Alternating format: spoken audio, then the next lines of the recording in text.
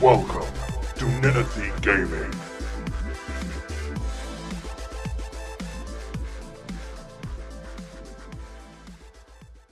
Hello everyone.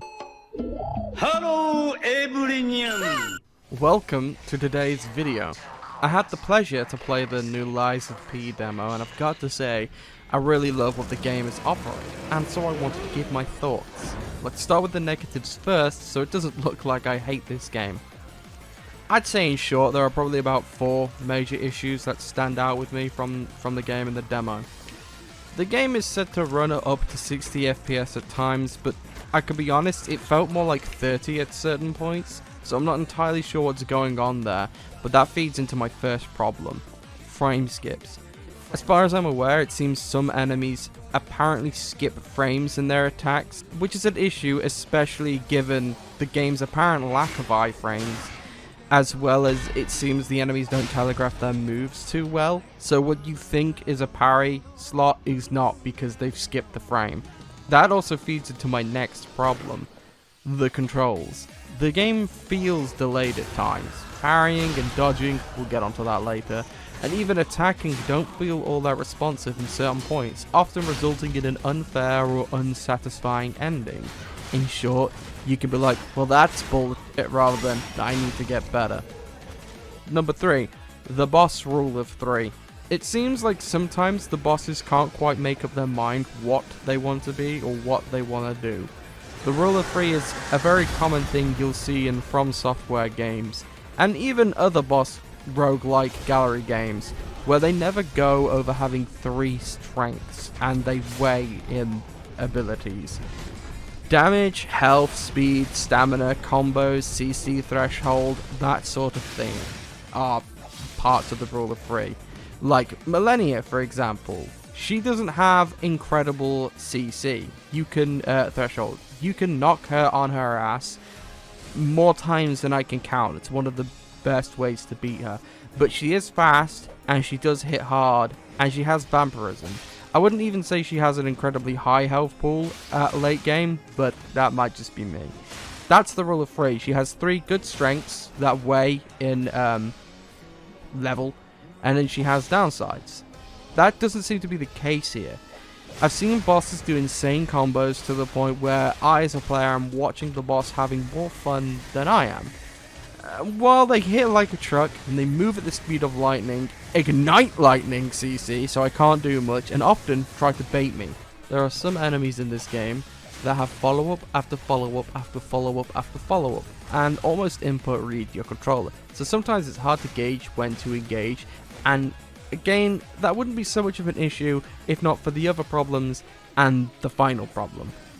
Finally, the biggest problem for me, the real big issue this game has, I think that's very apparent in boss fights, especially with what other people have been saying, is the dodging. The dodge in this game feels god-awful. It is bad. Don't let anyone tell you it isn't. It's bad. It's barely a dodge at all, if I'm honest with you. There are some people, zealots we'll call them, defending the dodge on Reddit, while the majority are asking for slight adjustments. Some people claiming you're supposed to dodge forward, some people claiming you're supposed to perfect dodge. Here is a clip of me perfect dodging and still getting hit at the end of a combo when I clearly wasn't there.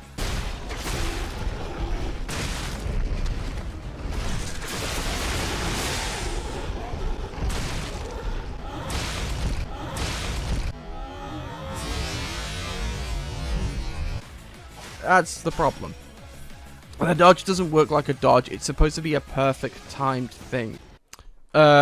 Just wanted to interject this very quickly here. I know part of the combat cycle in Lies of P involves using parries and perfect blocks as well as dodging. I'm aware of that. I just wanted to do playthroughs where I could test the mechanics of the game. So I try and do more dodging, or I try and do more parrying, and learn exactly what mechanics the game wants you to focus on. So I'm not saying that you should play the game exclusively dodging, and I'm not saying that the game doesn't focus on the idea of parrying and perfect blocking more. It does. The game emphasizes the use of these abilities and mechanics more than just dodging. However, Even the director has come out and said they are looking at dodging.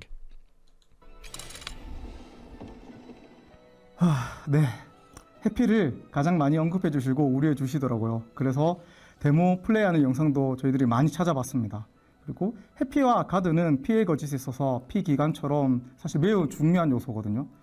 플레이 구조상 매우 신중하게 다뤄야 하는 부분이기도 하고요. 무적 유지 시간이나 거리 등 여러 가지 요소와 수정 시 영향받는 부분들에 대해서 제작진들이 다방면으로 검토하고 있습니다. 그래서 재미는 유지하면서 보다 나은 전투 경험을 전달해 드리기 위해 모든 개발진들이 노력하고 있어요. 9월 19일까지 조금만 기다려 주세요. This sort of clarity and transparency is very appreciated. So for all of the Reddit is conceiving about this, by the way. People are like, no, my dodge, no, it doesn't need to be better. Oh. It's like improving the dodge can only improve the game. Obviously, the game wants you to focus on adding parrying to your mechanics. That's part of the game, so that's fine.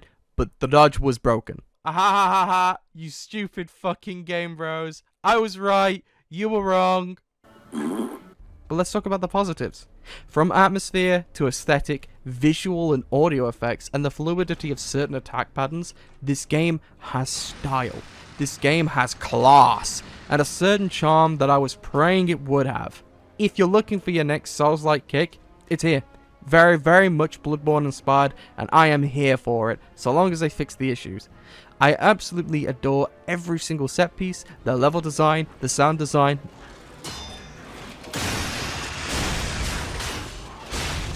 the voice acting. I shouldn't have said that. You and Geppetto are always welcome at this hotel. It's like We Happy Few meets Bioshock Infinite meets Bloodborne, and I have to say, it makes for a very spicy cocktail. Now, the game is hard, don't get me wrong. Mechanically, it can be challenging at times, but at some points, it's the right level of difficulty. It does try and teach you lessons, and I'll give it credit for that. What I also enjoy is cosmetics being just that, costumes. While I level up my puppet's attributes in other ways, I can put on whatever drip I want, and it won't affect my weight. As far as I'm aware, the mechanical arm is a very fun concept that offers up different opportunities and play styles. The bosses, while suffering from design oversight and overtuning, are still pretty unique and enjoyable for the most part. I love the weapons. Each weapon in this demo seems to have its own animation set, and let me tell you, some of them are really cool. There's this mechanic called Fable Arts, I believe, which is also like basically your ultimate. It does have some issues. It's particularly grinded to get unless you pop consumables, and it's a bit niche in most scenarios because when you go to activate it, you'll be punished for using it if you're stuck in an animation. So it's got some tweaking to do, I think, but I appreciate what they're trying to do here. All in all, I think I really like this game. Despite its issues, I was sad when the demo finally came to a close. The lighting, the voice acting, the dynamic aesthetic really helps to set a tone and an atmosphere that I've quickly fallen in love with. And I'm very excited for the narrative that the game wants to tell me. It's just a shame that it's falling flat on some very basic principles like dodging and boss design. I just wish they tweaked these things ever so slightly. This has come from someone who's beaten Dark Eater Medea and Gale on New Game Plus like 5 naked with a club, and all I did was dodge their attacks. I know how dodge is supposed to work. It doesn't work here. I can promise you that. I do have one more suggestion. Please move the release date. Either bring it forward a month or push it back 2, because it's right next to Starfield and Payday, and I don't want the game to suffer because of that. It's a really bad release window. But let me know what your thoughts are down below. Did you enjoy the game? Did you enjoy the demo? Do you think the game's going to be good? Do you think it has promise? Thanks for checking out my review, and I'll see you next time. This is going to be fun to edit.